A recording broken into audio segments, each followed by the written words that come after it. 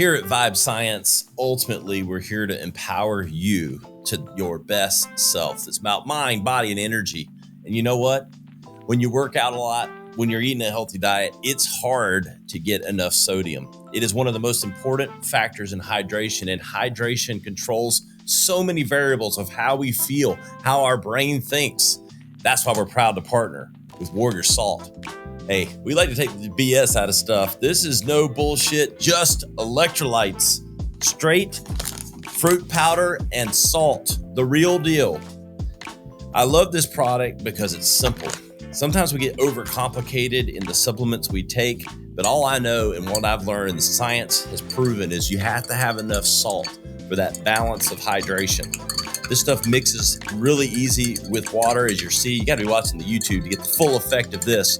How easy that mixes in, and a very simple citrus flavor that's delicious, easy to drink, and perfect before and after the exercise to stay hydrated. Look, if you're already thirsty, you've waited too long. That's why you need Warrior Salt, official partner of Vibe Science and Ryan Alford.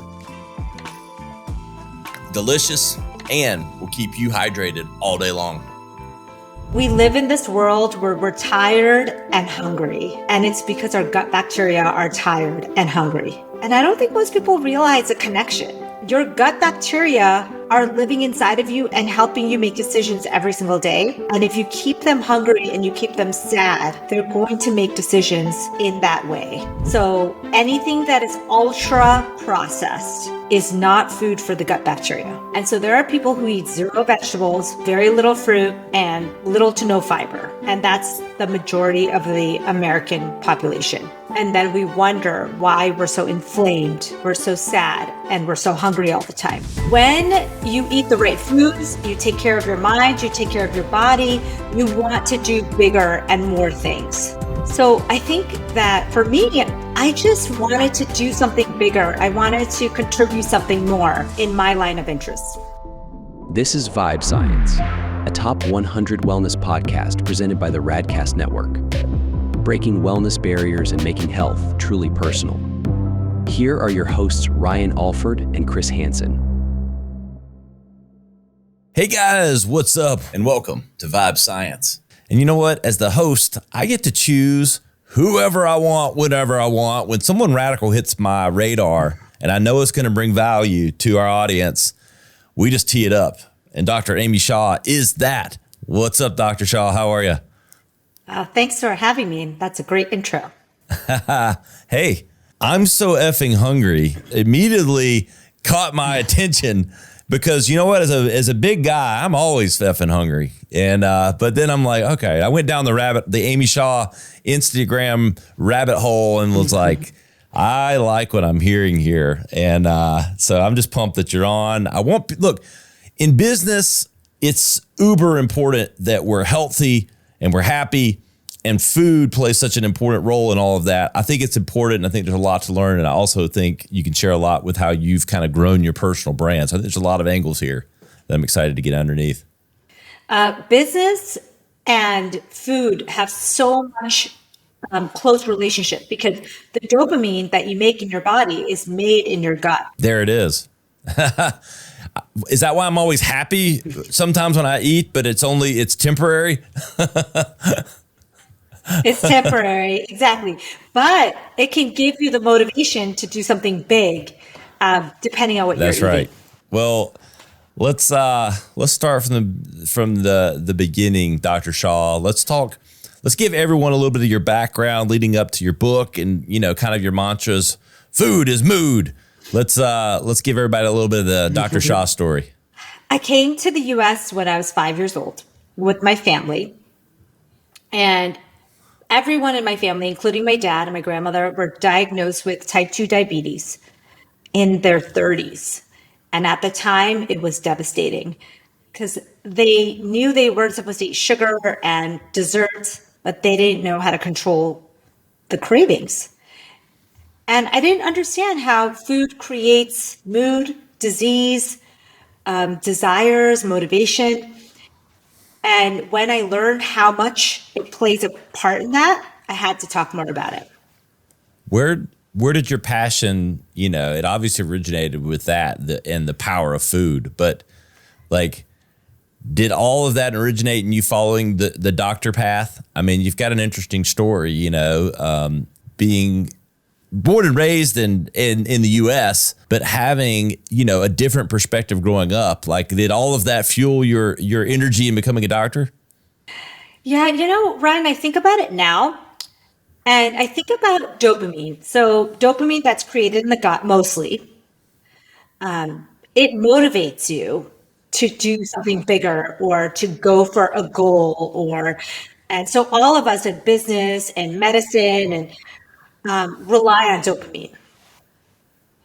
And when you eat the right foods, you take care of your mind, you take care of your body, you want to do bigger and more things. So I think that for me, I just wanted to do something bigger. I wanted to contribute something more in my line of interest. And that's why I chose the medical path, because I thought, I know food affects our body, but how does it do that? And how could we change that to optimize our brains? That's kind of what my passion is.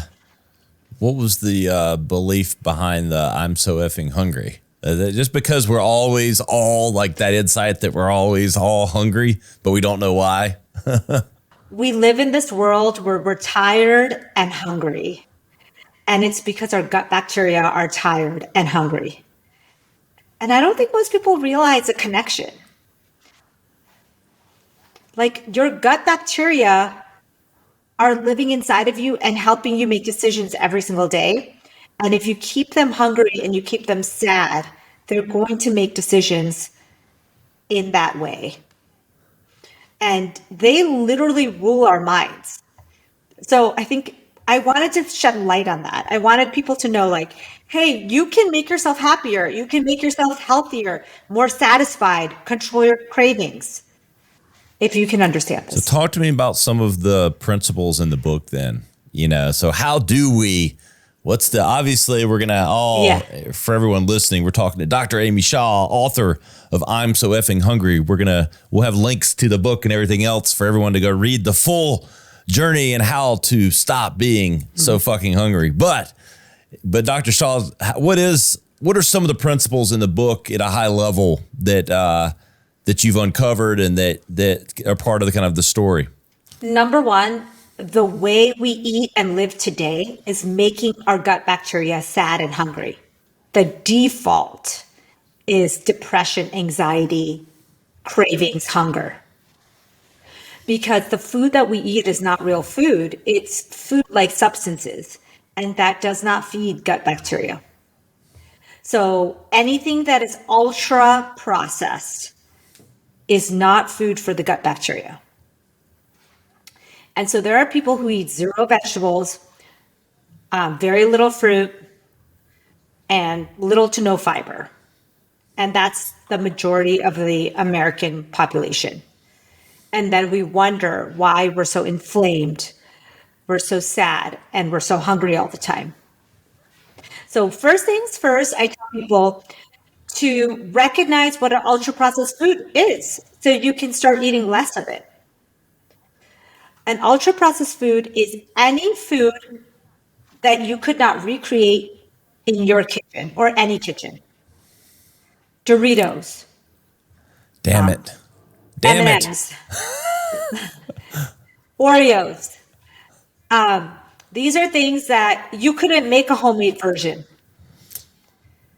And that's the stuff that we need to start to recognize, tell our families, our friends, our colleagues, and start to reduce that. So instead of a Dorito, maybe you have a homemade corn tortilla with salsa. It's not huge. It's not like you're just going to be eating salads or something. So that's number one. It's starting to realize and replacing. And number two is realizing the power of the sun. We are sunflowers. Our gut bacteria need sun. The dopamine and the serotonin that our gut bacteria make is 10 to 100 times stronger than our own. So it literally dictates our behavior. When we make them happy, when we exercise, when we get sunlight, they produce more dopamine and serotonin. And then we feel happier, more motivated. And so that's kind of the cycle. So exercise, sunlight, fasting, and eating healthy foods are some of the basic things you could do to increase your motivation, your happiness, and feel more satisfied. So talk to me. I'm glad you brought up the fasting. We're talking to Fasting MD on Instagram. No, she doesn't just talk about it. She makes it her Instagram handle. But fasting, intermittent fasting. There seems like there's 17 stages or types of fasting now. Is there a certain one that Dr. Shah believes in, works the best? Fasting is like exercise. There's so many different types. It depends on what you prefer, what your goals are. But everybody should be doing this one basic type, and that's circadian fasting. That means that when the sun goes down, you curb or stop your eating so that you're not eating 2 to 3 hours before bed, and then you're going to bed. And then when you wake up, you're not just rolling out of bed and having your first Pop-Tart. Having a 12 to 14 to 15 hour fast is something that you could easily do and will upgrade your health. It's like the equivalent of walking. Everybody should be doing it. The health benefits are incredible. I struggle with the eating after dark thing. I think it's a man thing. I don't know, like snack. I'm a snacker. Like I can like eat pretty healthy all day, but something happens like Ryan's like inner force goes, hungry at like 9:45. I'm like reaching for the Doritos or whatever. And I'm pretty healthy. I work out. I'm probably healthier than most people, but man, I am a snacker. That's the problem, because most people fast the opposite way because it's easier, right? Like it's easier just to keep eating until you go to bed and then fast all morning. But ideally, you want to eat the most when the sun is out and the least late at night. But late at night eating, never healthy eating. It's not like you're eating yogurt and salad. Yeah. So that I find when I work with people one-on-one, that's the one change that changes everything. Even if you could stop eating 1 hour earlier than you usually do, you're going to see benefits. The processed food thing is huge too. I mean, having kids, it's like, God, I mean, you know it's bad for them, but why do they make it so hard to eat healthy and so easy to eat bad? Like, I know that's an excuse, but it truly, it is, right? Yeah. I literally talk about in my book how it's not really our fault, because we live in this world where the grocery stores are 75% ultra processed. So your choices are very limited if you're trying not to do ultra processed food. Yeah, no, it's like easy to grab, like it's cheap, right? Yeah. It's also incentivized because it's tastier and it releases dopamine faster.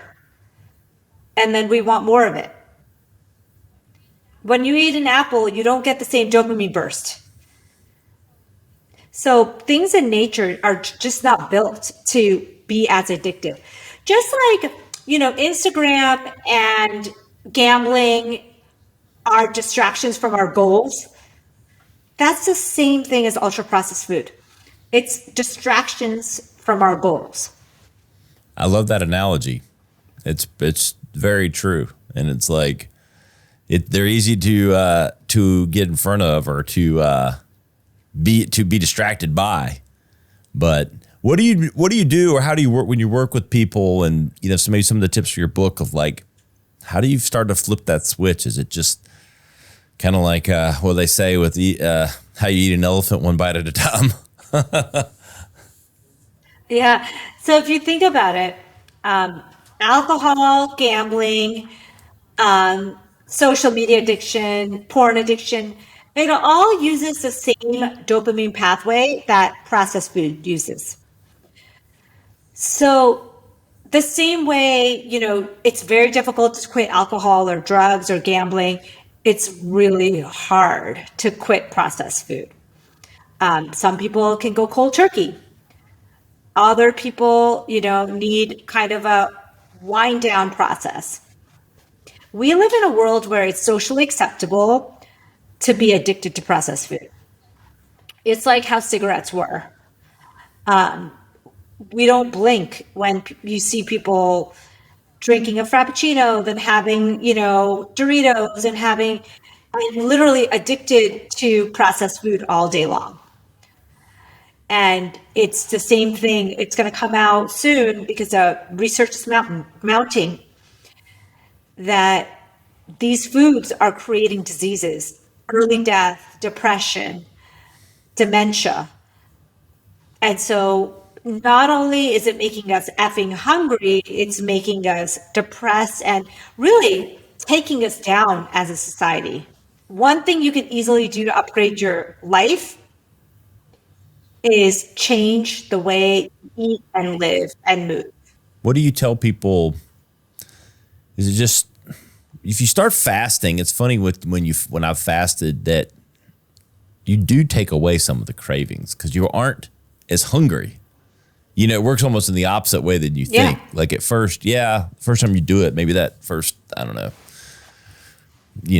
period of time you're starving or you think you're starving. But then it's kind of like when I've done keto, which may or may not be good for you. I don't know where you fall on that, but you stop being hungry, Yeah, that's exactly what happens.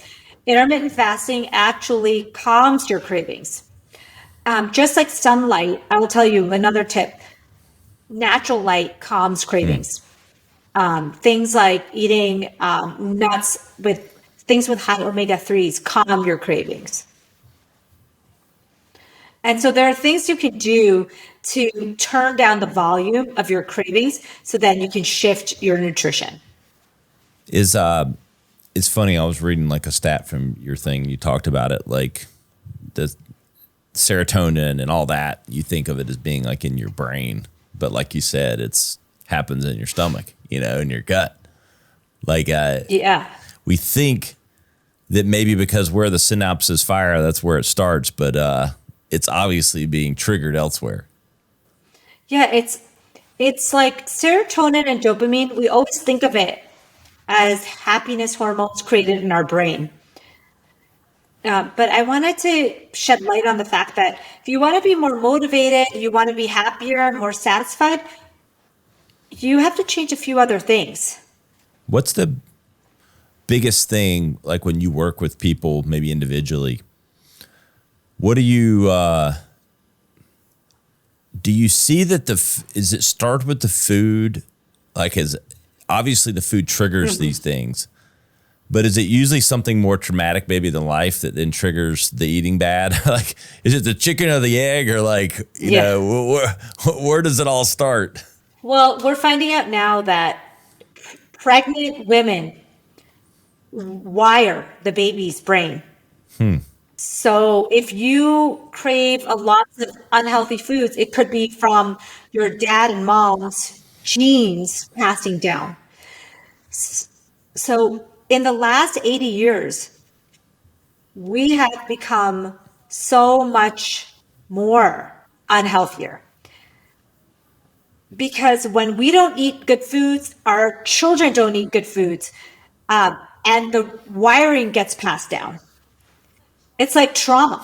Huh. And then the children, like you say, and me, if we stop it right there and start to eat more foods that nurture our gut bacteria, that are healthier, not only do we show our children a different way, it actually gets passed down. That's crazy. Because I always, I talk about this a lot on the show, like nature or nurture. And Yeah. I think what you're describing it's both. Yeah, it's both. And I honestly see a downfall of society coming. Like, not in the way in the movies maybe, but in the sense that our rates of depression, anxiety, and disease are skyrocketing. And if we just understood these pathways, we could stop it for our own family. And you could survive this apocalypse kind of thing. Like, we already know that the skyrocketing rates of depression and anxiety are just going to skyrocket even more in the next 20 years. Can you imagine what the society is going to look like? No, it's already so high. Like, you don't. Yeah. How do you get people eating? Like, you see the shootings, and you see the depression, suicide rates, the violence, and it's all related to mental health. How do we get people eating healthier? Like, what's the? My recommendation would be for schools, for government, to start to step in. And in certain countries, there's already warning labels on foods. It's so sad, but the U.S. has decided to give Lunchables for school lunches starting in 2023 school year, which are ultra-processed foods. And sometimes the healthiest meal of the day that kids are getting is at school. This would be our opportunity to maybe give a yogurt or vegetables or some kind of nuts or something that could actually start to change that gut bacteria. Yeah. So fasting is another thing. It was so natural to fast after dark, even just 50 years ago. You didn't see people going to, restaurants, Uber Eats, drive-thrus, frozen meals. This is a new phenomenon. And that's something that we can easily change for ourselves. I have a friend who started a company called Mighty Yum. It's a plant-based Lunchable. You need to go check that out. Howard Payne's. That's cool. He's gone to something, and it's going to take off huge. So he talks about the Lunchable stuff a lot, and he's got an amazing product that's launching pretty mainstream soon. I'm hoping that maybe it gets picked up by the government and other things for, if you're going to feed the kids Lunchables, let's have them be as healthy as possible, right? Well, it's funny because they say how Kraft Heinz was working with the government to create the Lunchable. And I'm like, it's all, they're all friends, right? Yeah. So it's very easy for them to be like, okay, well, we can add some more whole grains just to fit your criteria, but it's still crappy food. It's cheap to make, profitable, right? I mean, it seems to be always, kids will eat it. Down to apparently. the dollar, and the kids don't complain about it. So it's always, the least, the road to the least friction. But the reality is it's causing, like you're talking about, like you talk about in your book, we might be solving a micro problem, but we've got a macro issue. Yeah, because we're maybe solving the problem of hunger, but our gut bacteria are still hungry.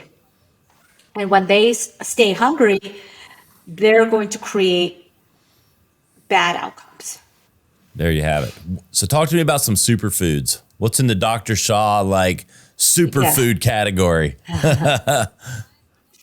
I love fermented foods. I think one of the things that anybody could be doing today is add a yogurt, a raw apple cider vinegar, kimchi, kombucha, add coconut kefir, something fermented. We know that feeds the gut bacteria. We know that's going to make you feel happier and fuller. So that's something I think most people can do, like a healthy yogurt or cottage cheese, probiotic cottage cheese. I love cottage cheese. Some people, it's a very controversial food. I love all the foods you named. I like almost all foods. Like kombucha, I like too. Like the yoga studio, in our little park here in our studio, there's a yoga studio that's next door that has a kombucha like on tap or something. I might have to go get some after this. I'm feeling very unhealthy after the Doritos I ate last night. Yeah, and it's okay because most of us are eating 60 to 75% ultra processed food. And even healthy people are eating at least 40% or 30% ultra processed. So it's hard. It's an uphill battle. What's your personal favorite food? Okay. Recently, I've been loving blueberries. Not recently. It's always been my favorite, but it's got antioxidants. It's fiber. It's tastes like a treat. It's nature's treat, right? You can add it to so many different foods. I just think that blueberries are underrated and have a lot of amazing potential. I love this coconut kefir water that you can just take a shot of, and it's fermented. I think it's called like You Got This or something. The one that I use, but it's literally just it's just a nice shot that you can take. It's not as sour as apple cider vinegar, but you could do a raw apple cider vinegar also.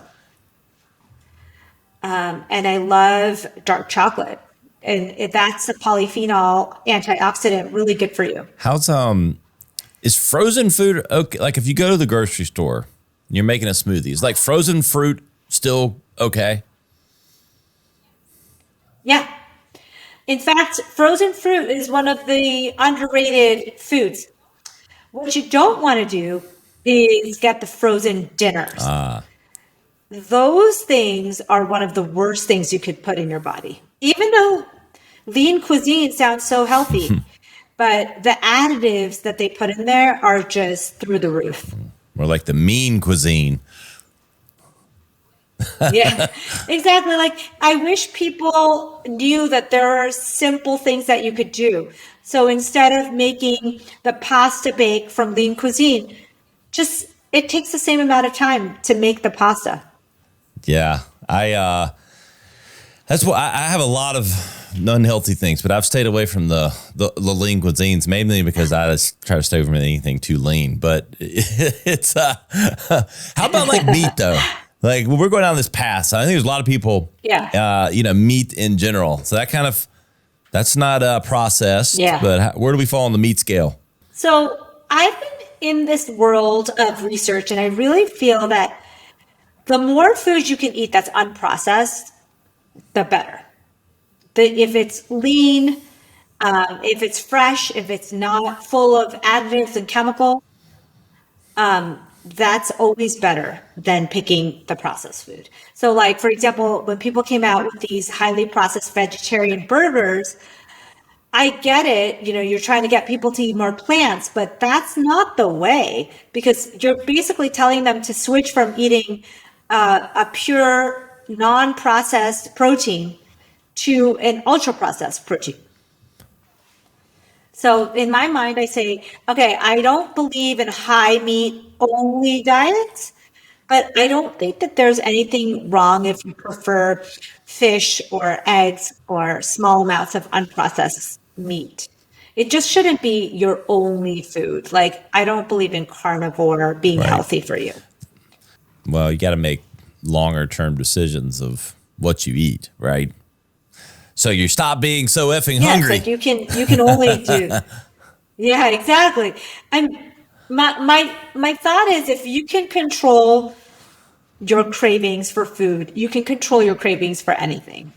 I think you're right, because it's funny. Like I can go to the gym. I can do a lot of things that most people would consider very difficult and probably not do. I have a high tolerance for difficult things, but eating I am just so.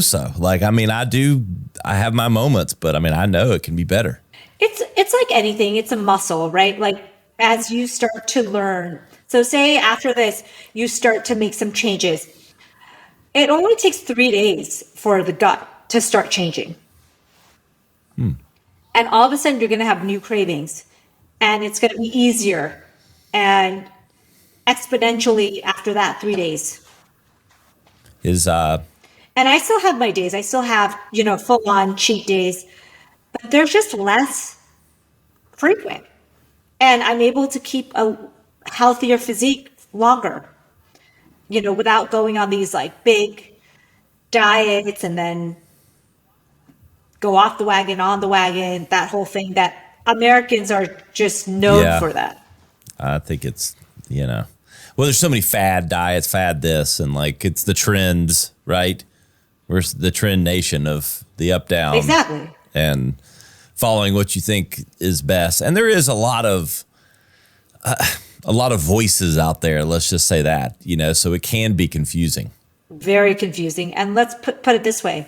They get their clicks, their products sold, and their videos viewed by saying the contrary and sounding really convincing.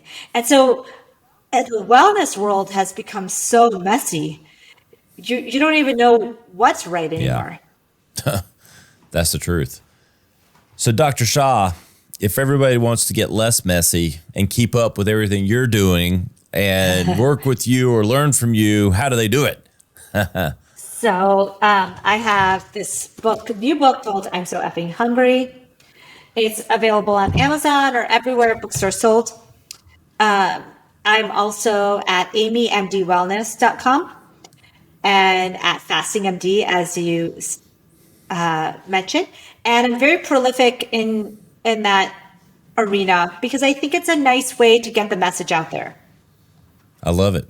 Lots of places to keep up, and everybody needs to go check out I'm So Effing Hungry, because there's a lot of truth there. As Dr. Shah has said, it's not easy, but it's worth the changes that you'll make in keeping yourself healthy. And Dr. Shah, I really, really appreciate you coming on the show.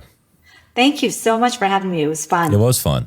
Hey guys, you know where to find us, vibescience.com. You'll find all of the insights from today. We're always here to take you to your highest vibe. We'll see you next time on Vibe Science. The content discussed on this show is provided for reference and educational purposes. The content is not an attempt to practice medicine or provide specific medical advice. Always consult your personal physician for medical advice and proper diagnosis. Thanks for listening. This is Vibe Science. To learn more or watch full episodes, visit vibesciencepodcast.com. Here's to discovering your highest vibe